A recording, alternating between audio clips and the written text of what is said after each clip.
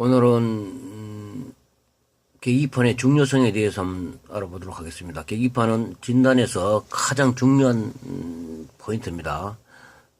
차량의 계기판은 사람의 얼굴로 비교되는데요.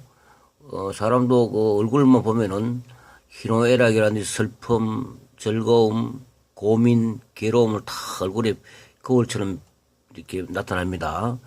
우리도 차량을 진단할 때 이렇게 제일 먼저 계기판을 먼저 봅니다.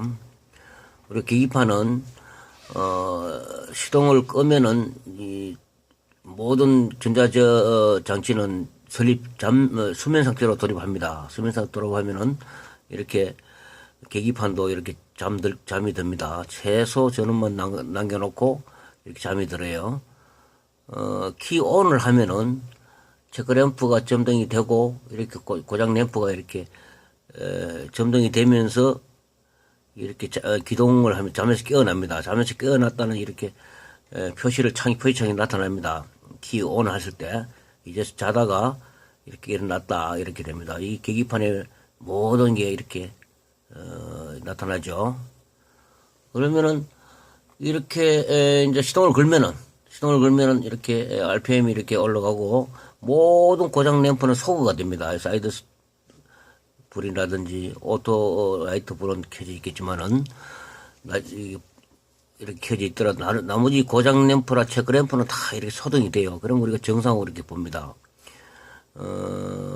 이렇듯 우리가 계기판에 있는 이 회전수 또는 연료량이라든지 엔진 온도, 냉각수 온도라든지 모든 부분을 이렇게 다 표시가 돼요. 그래서 그만큼 계기판 보는 것이 가장 중요합니다. 계기판에서 고장 램프가 있느냐, 체크 램프가 있느냐, 이것이 진단의 첫째 포인트입니다. 포인트고,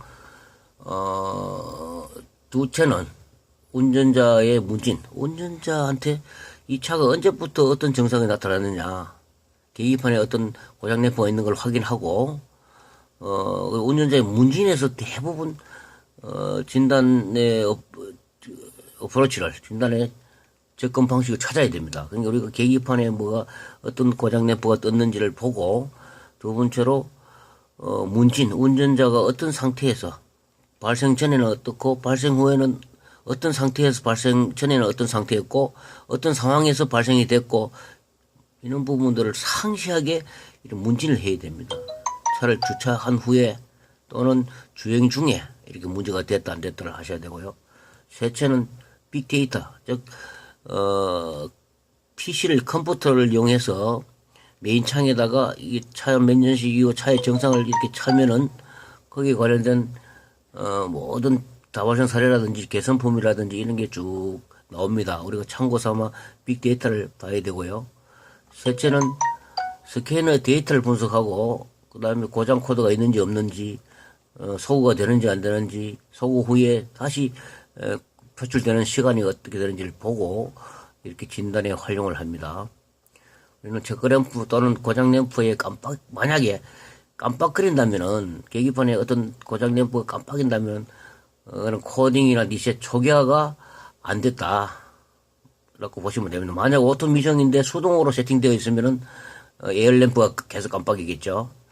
방진 후에 ABS 모듈레이터, ABS 램프가, 고장 램프가 깜빡이면은, 별인도 코딩이 안 됐거나, 이렇게 됩니다. 그래서 우리가 아주 진단에서 중요한 것은 계기판을 보는 방법, 계기판의 고장 램프가 뭔지, 체크 램프가 뭔지를 이렇게 보는 방법과, 그리고 둘째로 운전자의 문진, 운전자가, 정상이 발생 전하고 전후, 어떤 상황, 그 사이의 상황을 충분히 인지를 해야 되고요. 세 번째는 빅데이터를 활용해서 다발생 사례라든지 어떤 부품이 개선품이 있는지 또는 니콜 부품이 있는지 이런 걸 쭉 알아보셔야 되고요.